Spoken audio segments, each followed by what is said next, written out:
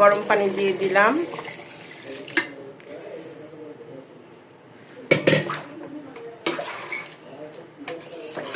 ঝোলের পানিটা দিয়ে দিলাম আপুরা।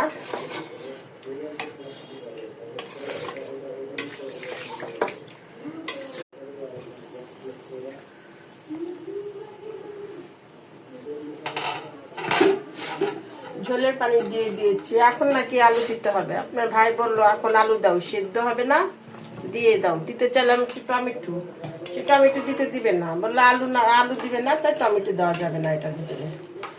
তাই আর কি করার, আবার আলু কেটে দিলাম। সেদ্ধ হবে কিনা কে জানে।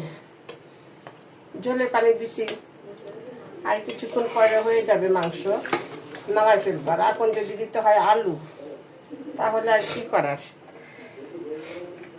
সেদ্ধ না হলে তো কিছু করার নেই। খাই তার রোজগার, তাই তার কথাই শুনতে হবে, ফলো করতে হবে। দিয়ে দিলাম